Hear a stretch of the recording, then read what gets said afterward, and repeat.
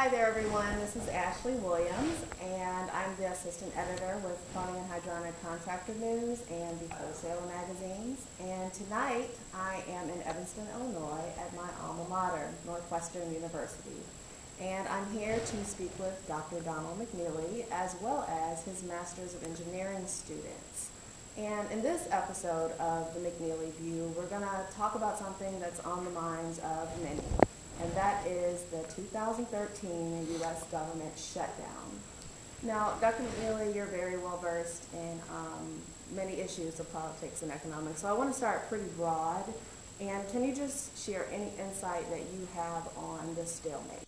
The interesting situation, if you study the political landscape in America through its inception, you've always had separate parties. I think the country's been better for having separate parties. They keep each other in check. But we've seemed to have adopted this scorched earth approach. As soon as the other party is the victor, it immediately invokes an effort, a motivation to somehow drag them down. We have a situation here where you've got the Republicans controlling the House, you have the Democrats controlling the Senate. And you've always had two parties for many, many years, decades, if not centuries. But I want those of you that are old enough to remember to go back to the Tip O'Neill days as Speaker of the House and Ronald Reagan as President. They were from opposite parties, but you always had advocates in those parties that had the wherewithal to, as we say, reach across the aisle. There's got to be the ability to reach across the aisle to find some type of consensus. At the end of the day, they all work for us. They work for the citizen of the United States, and I think they forget who their customer is. And there's this almost entitlement mentality, this elitism, if you will, that I think has gone too far. And something else that's kind of come up in recent conversations is the fact that many voters vote with their pocketbook. Can you speak to that kind of saying and how much validity there is to that statement?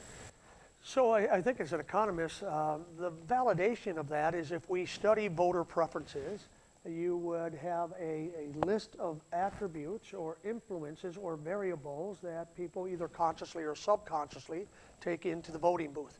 And first among those variables is always your own personal selfish best interest. How is your pocketbook? Yeah, the most recent election was a departure from these historical tendencies, if you will. So if I can oversimplify, I would contend to you that Governor Chris Christie of New Jersey probably put the president in for a second term. And if you recall, the hurricane hit just weeks before the election, and the state of New Jersey understandably needed significant aid from the federal government. President Obama responded, and Governor Christie at that moment got behind the podium and began to sing the president's praises. The second thing is Osama bin Laden. Osama bin Laden was captured and killed under President Obama's watch. The departure that I spoke to earlier was the situation where when President Obama went into office, 12 million Americans were out of work and the national debt was $10 trillion.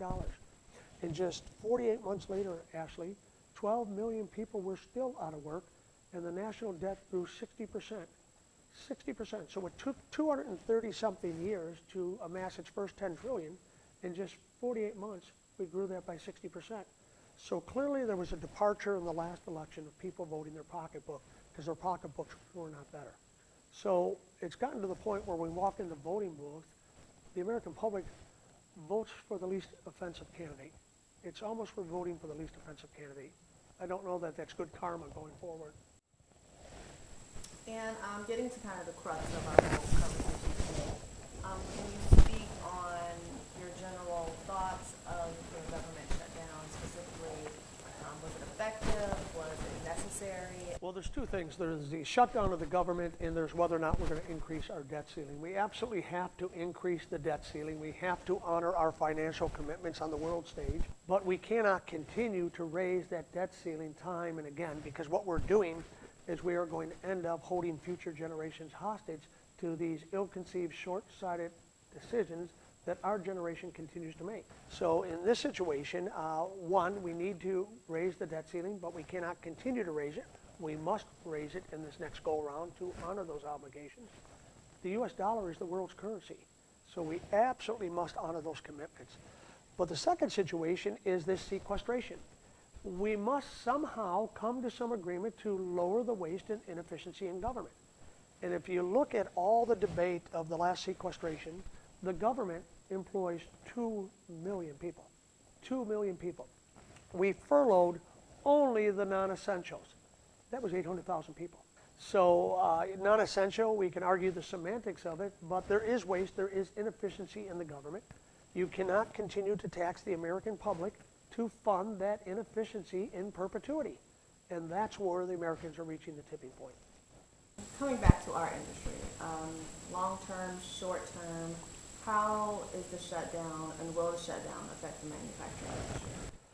I think the shutdown already has. Because of the acrimony coming out of Washington, businesses hate uncertainty.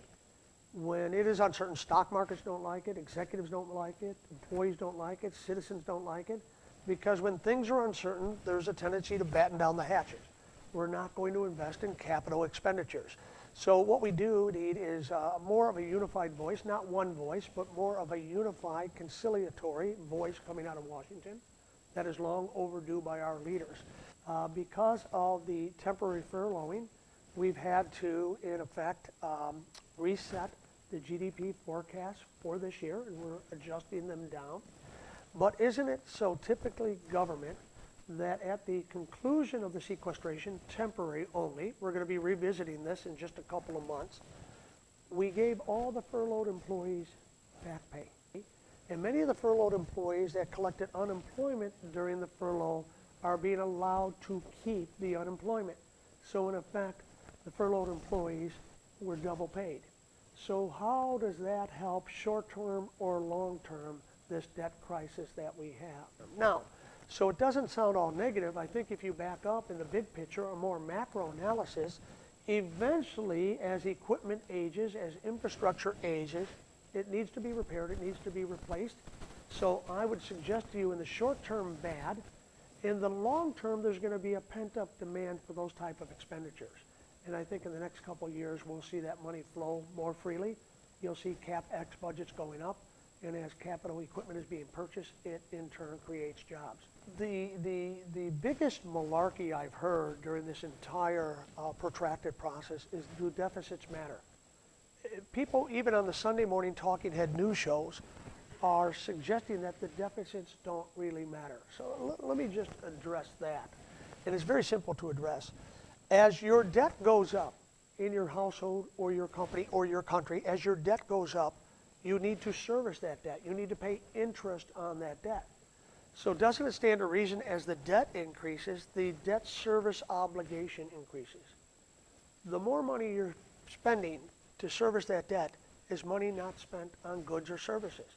Goods and service expenditures create employment. Debt service does not. And if that debt continues to grow to a tipping point, and in economics, that tipping point is typically some relationship to your GDP. When your aggregate debt as a nation begins to approximate the annual output of that nation, they're going to take into consideration the credit risk of that nation. And as we know, in the last 12 months, the U.S. credit rating has dropped from AAA to AA-B. When your credit rating drops, Ashley, what happens to the interest rate? It goes up. So now not only are we spending more money on debt service for an increasing debt, we are now compounding that with paying a higher interest rate because of the lower credit rating. All that dollars being spent, all those dollars being spent on that servicing of debt is money not spent creating manufacturing jobs. And just looking forward on this issue, it's been said that we'll be facing a shutdown again in 2014, possibly at the very beginning. What are your thoughts on that being a reality? As you've heard, is we've kicked the proverbial can down the road. Now, the interesting thing is, yes, the Democrats got the increase in the debt ceiling, and the Republicans got no spending cuts in return. So we're going to revisit this first quarter of next year. But the interesting thing is, I'm wondering if there might be some premeditation by the Republicans, because that next sequestration fight is going to be in awful close proximity to the midterm elections. So somebody might be smarter than we're giving them credit for. Stay tuned.